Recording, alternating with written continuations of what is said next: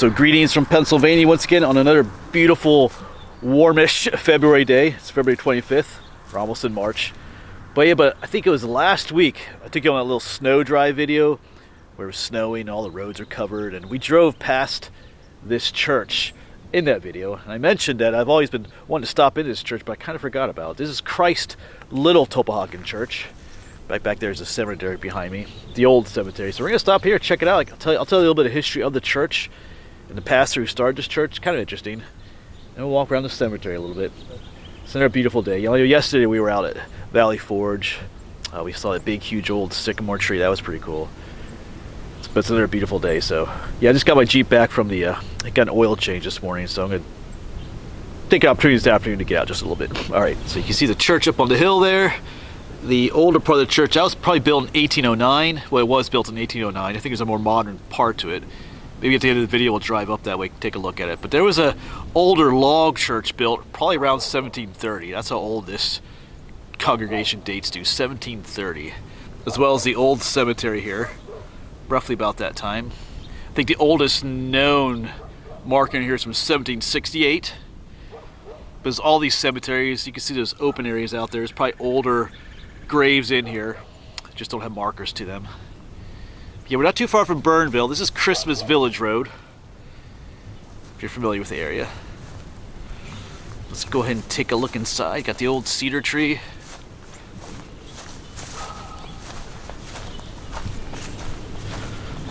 Yeah, look, I do see some oldies. I see some flags. Looks like a Civil War veteran. Most likely some Revolutionary War veterans in here too.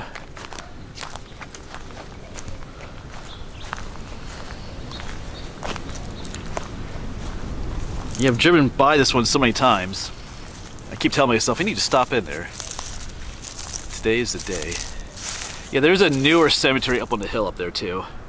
Once this one got filled, or full. Yeah, I actually think this one right here is the last marker that was in here. Lengel. Actually, I wonder if I'm related to them. When I did that one video on my Irish ancestry, their last name was Lengel. So I could be related to these people. Anyway, yeah, here's a John Lengel. I gotta look into that. But he looks like he was a Civil War veteran. Got the Civil War marker there.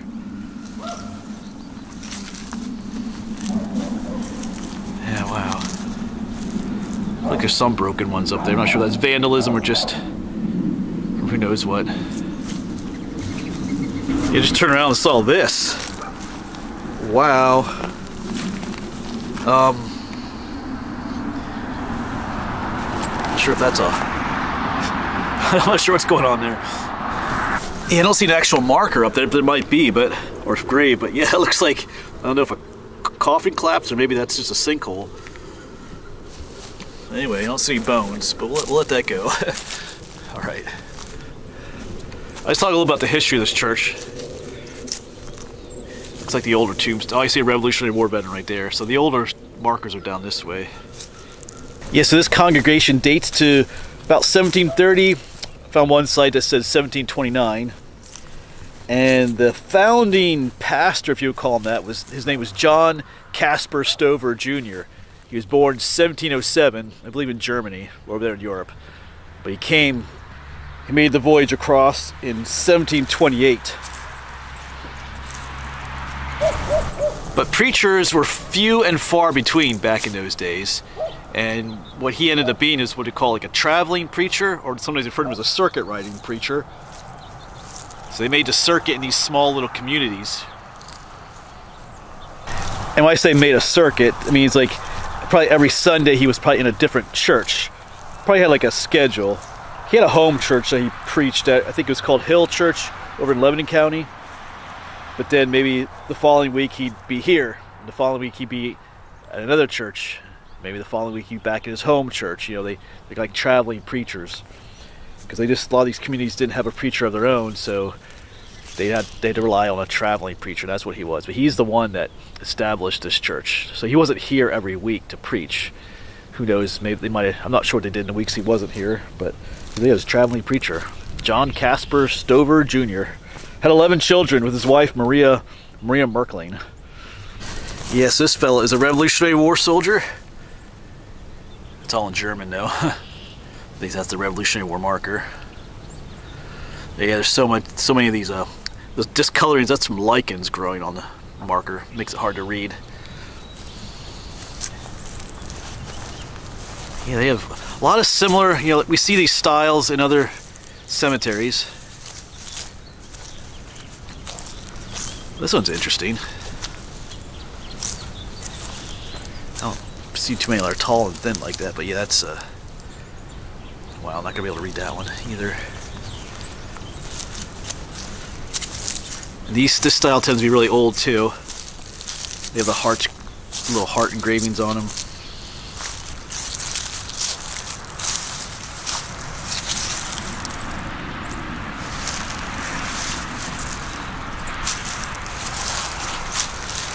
Yeah. You see two of the markers up here that just say, I think they just say soldier.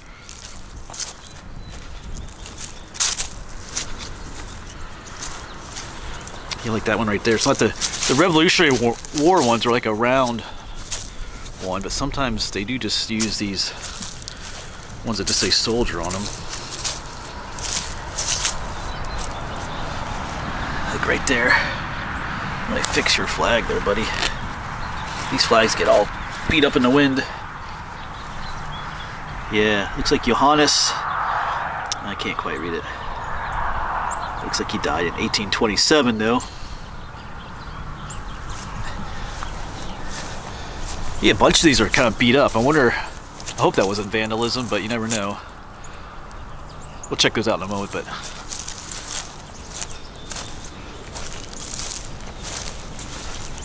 wow, these are really ornate writing, some of these. Look at that.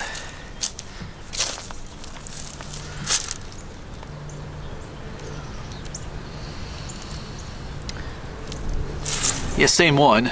1778 to 1853. So if that's his birthday, he did not serve in the Revolutionary War. That could be like the War of 1812 maybe? But they do have like War of 1812 markers, so I'm not sure why they just use one that says soldier, but anyway.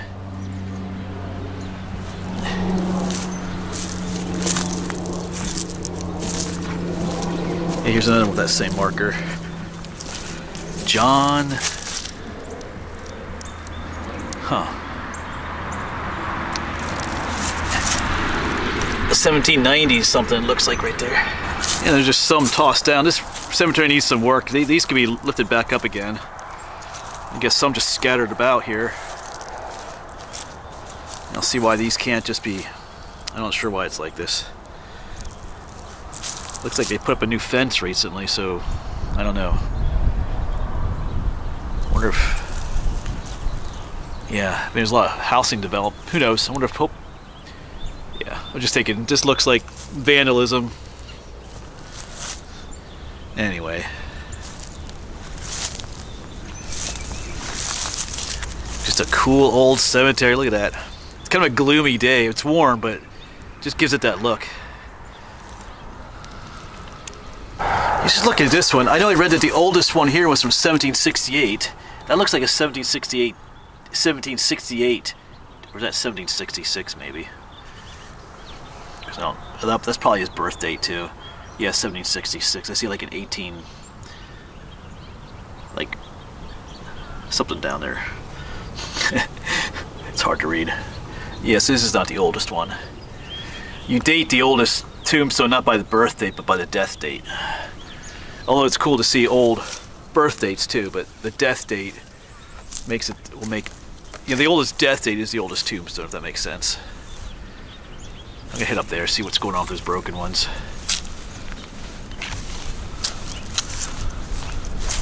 If you follow my channel, we've seen too much vandalism in cemeteries recently. It's kind of a shame. I'm not sure what I know it's usually young people or drunk people. I don't know, I think it's fun to destroy stuff, but I don't know. You know, what's the point of destroying someone's tombstone? Yeah, like these right here, look like they were knocked over.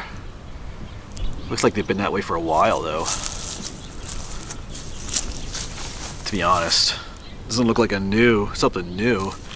Even this one here, like,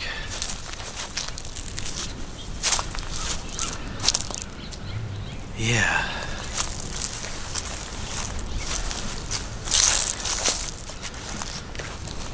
I mean, I don't really know that this is this a natural break, or it looks more like someone just destroyed it. That one looks newer, actually, that break.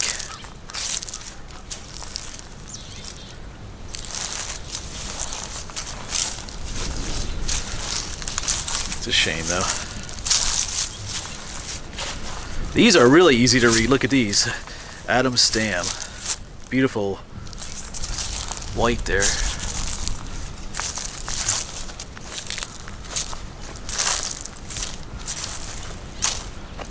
Zerby. I knew a Zerby. I worked with a Zerby some years ago. Mark. Sarah Zerby. There's a Civil War soldier.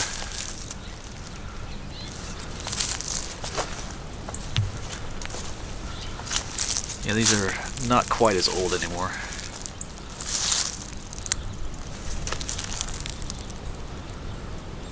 Even here's some more. They look like they've been laying here for a while, though. That one's broke off from there. I know it takes time and money to fix these, but I just kind of feel, yeah. Anyway, I'm not sure how big the congregation is or anything like that, but in walking around this one, this might be a good cemetery to come back to. Some time ago, someone gave me that book on cemetery symbolism. I think last summer I did at least 2 videos like that. We went to a cemetery, looked at the symbols on it and stuff, and looked at what those symbols mean in that book. It was very interesting. I see a lot of symbolism on these markers.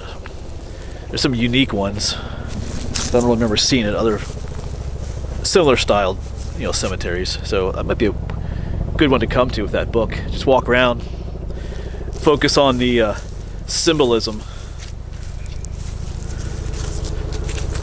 the designs. Like we saw the hearts on those ones over there. So you can repair broken tombstones. You see how this one right here, they kind of use these metal brackets to put it back together again in a way. So a lot of these broken ones could be done. Like even if there's another busted up one. So those could be fixed. Look at this one. Children of Jacob and Alice Schaefer. Yeah, James, 1885 to 1905.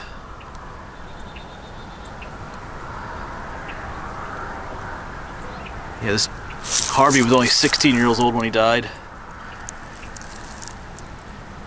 Yeah.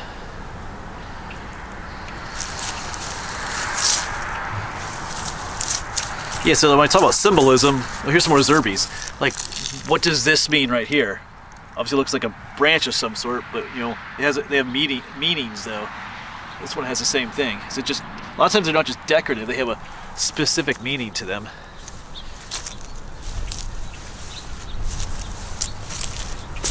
Slightly newer ones. See up here, this one has the same. Here's another Langle. This one has the same, almost that same design.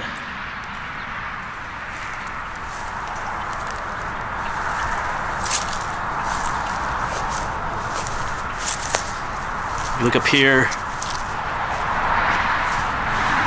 There's different flowers, and I'm not sure what that is in the middle there. This one has stars. And they're like square in the middle here. Looks like there used to be something written on there. A lot of those have that same design. Yeah, these two over here have that same. That one's got stars, but that one's got flowers. Yeah, now I'm noticing a lot of them have that same design. That square thing in the middle with the stars. That one too. I think they're books. It's like a book. Flowers. I think maybe it's a Bible or a scroll. Same with that one. This one has like a tree. I This I think refers to like the tree of life. Oh, there's another one over here I recognized. Remember what some of them mean. Where was that one? Oh yeah, there's one with a finger, the hand, the finger pointing up towards heaven. There's all kinds of symbolism here if you stop to look. Because a lot of times I'm focused on the names, but there's a lot else going on here. These symbols. Alright, I'm getting distracted now. Yes, let's do that. Let's come back on a warmer spring day. I mean, it's a warm day, but there's a slightly chilly breeze blowing through, and the ground's kind of muddy, so when I do those videos, I'm sitting on the ground a lot. Yeah, I gotta find that book again. I believe I still have it. I don't think... Sometimes I let people borrow my books, and then you never get them back. But I'm pretty sure I have that one yet. Yes, it'd be a good one for that. Alright. It's not too far from home either. Alright, but let's drive up to the church, take a look at the old... Well, the 1809 church. Remember, there was an older log church here earlier. It'd be cool to see what that would look like, but anyway. We'll end the cemetery. We'll end this video by going up to the old church up there. And here's driving up to the church. Yeah, so there's a newer edition that's not from like 1809. This one on the end. You can obviously see what the older part is.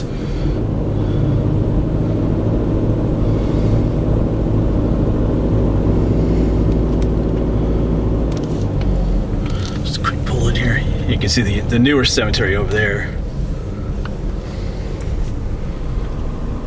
And here is the 1809 church. Some stained glass windows up there, but looks like, I'm not sure what happened down below here. They just have some insulation there. So maybe they're repairing those. Yeah, back down there is the Tulpehocken Creek. Of course, we did our Union Canal series. We went down that way so far. I think Lock 35 was right down there? But anyway, here's a look at it from this way. Back up a little bit. Oh, they have more additions back this way too, and there's a house down there. Yeah, the new addition, I see a house right down there. I don't know if anybody lives there or not. But yeah, beautiful old church. Just a quick take a look at some of the stained glass stuff. I'm not sure how old some of this is. There you go. I like the stone arches. But there you go, just a quick little stop in here at the cemetery and the church. Like I said, I've always wanted to stop in, but I never did. I always forget about it. I have so many places I want to go. But I was reminded of it the other day. And I'll try to remember to come back, like I said, with that book, because there's a lot of interesting symbolism on those markers. But yeah. Alright, I'm going to head home. I got to get ready to teach tomorrow, so I got a few things I got to do. But as always, thanks for coming along, folks, and hopefully we'll see you on the next one.